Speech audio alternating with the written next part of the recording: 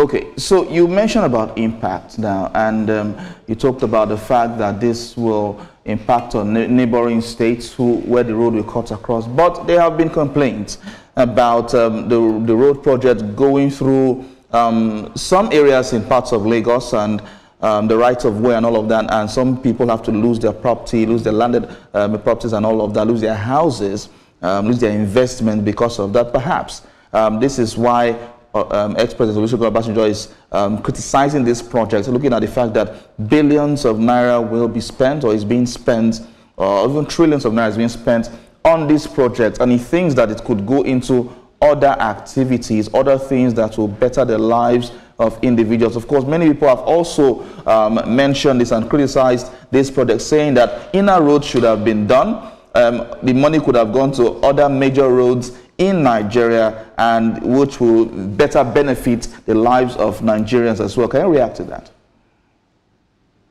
Yeah, I understand that some people cannot see beyond what obtains, but that is not visionary leadership. You have to be able to look into the future.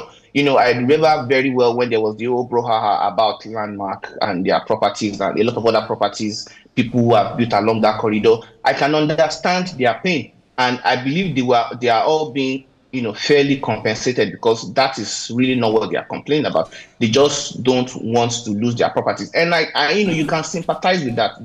Those are real concerns, but you have to be able to juxtapose or compare the interests of a few to the interest of many. I believe by the time that road, even the first phase that is going to be completed, that will stop at, I think, about Lekki Expressway or something, the free trade zone. The first phase, even by the time the first phase will be completed, the number of people that will ply that road, the number of economic activities that will be facilitated by that road on a daily basis will be more than the value of all the properties that are being, destroyed. So we have to be able to balance the interests of both people and understand, sympathize with people who have definitely, legitimate business people who have lost their properties, and put that, vis-a-vis the, interest of everybody who will be using that road in the, in the near future, and even in the, for our future generation. That road will be there 40, 50 years. It reminds me all this, important highways that the president is embarking on. There's going to be a spur, I think,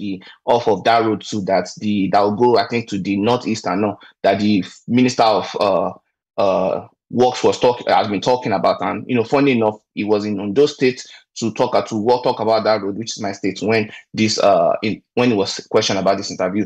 So all these things it reminds me of the the great infrastructural push that the United States did in 1950, immediately after the war, where they went about the interstate system that was funded by Eisenhower, because these things have facilitated the economy of the United States. That is what turned the United States to an economic superpower of today, because you need to be able to move goods and services and people for your economy to be able to grow. And that is the area that even gives us the cash cow in our country. That is the area where you get all the oil that is giving us, maybe 80 or 90% of our revenue.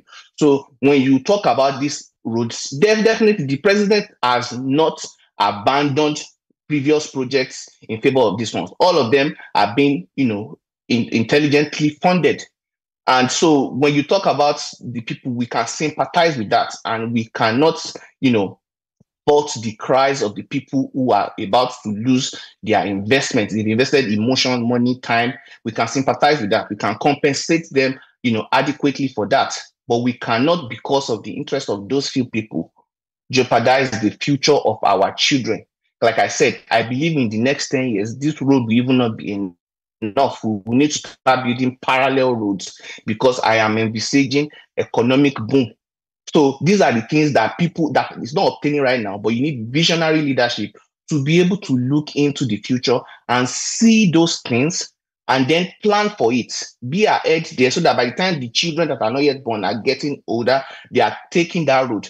And even this road is also going to reduce the insecurity along that axis, because, like we always say, when you want darkness to get out, you put light in there.